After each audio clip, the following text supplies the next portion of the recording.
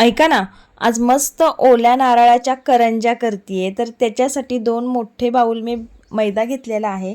त्याच्यामध्ये पाव वाटी डालडा कडवून टाकलाय.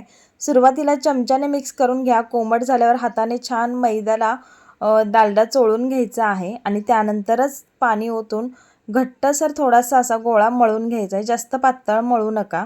आणि आता तो मुरण्यासाठी आपण ठेवून द्यायचा आहे. तर इथं 2 नारळाचा किस घेतलाय मी, भाजलेली खसखस घातली आहे, वेलची जायफळची पूड घातली आहे, त्यानंतर पिठी साखर घातली आहे. आता गोड तुमच्या आवडीनुसार कमी जास्त करू शकता. पिठी साखरेऐवजी गुळाचा देखील तुम्ही वापर करू शकता. तर सर्व मिक्स करून घेतल्यानंतर हा गोळा बघा मस्त मुरलेला आहे. आता ह्याच्यातली एक छोटीशी गोळी काढायची आणि पातळसर लाटून घ्यायची आहे.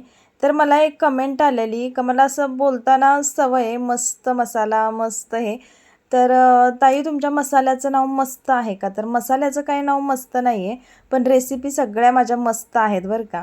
त्यानंतर बघा आता पोळी लाटून झाल्यानंतर त्याच्यामध्ये सारण भरलं आहे आणि पोळीच्या कडेने तुम्ही दूध पण लावू शकता किंवा असं जरी स्टिक करून घेतलं तरी पण चालतं. आता आपण जे करंजीचा साचा असतो त्याच्याने कट मारून घ्यायचा आहे आणि अशा प्रकारे मस्त आपली करंजी तयार झाली आहे. तर अशा प्रकारे आता बघा मी दूध लावून सुद्धा तुम्हाला करंजी करून दाखवते. तर किती सुंदर झाली आहे बघा.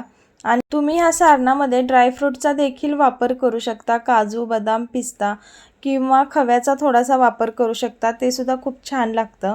आणि मी खोबरं भाजून घेतलेलं नाही आहे. तुम्ही जरी भाजून घेतलं परतून तरी चालेल, परंतु असं कच्चं खोबरं घेतल्यामुळे ना साखर त्यात विरघळली जाते आणि छान असं पाणीदार सारण लागतं. तर बघा आता दूध लावून देखील मी तुम्हाला करंजी करून दाखवली. एका साईडला तेल गरम करायला ठेवलेलं, छान मीडियम टू स्लो फ्लेमवर ह्या करंज्या तळून घ्यायच्या आहेत. तुम्ही पाहू शकाल मस्त अशा टम्म फुगल्यात आणि खूप छान लागतात.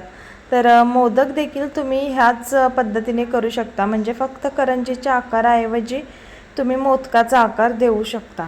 तर मस्त अशा गोल्डन ब्राऊन होईपर्यंत ह्या करंज्या तळून घ्यायच्यात. करंज्या आपल्या तयार झालेल्या आहेत. रेसिपी तुम्हाला कशी वाटली नक्की आम्हाला कमेंट करून कळवा. तसेच व्हिडिओ आवडला असेल तर लाईक करा, शेअर करा, आमच्या चॅनलला सबस्क्राईब करा आणि इन्स्टा वाचलात तर फॉलो करा. बघा मस्त अशा करंज्या आपल्या तयार आहेत. थँक्यू.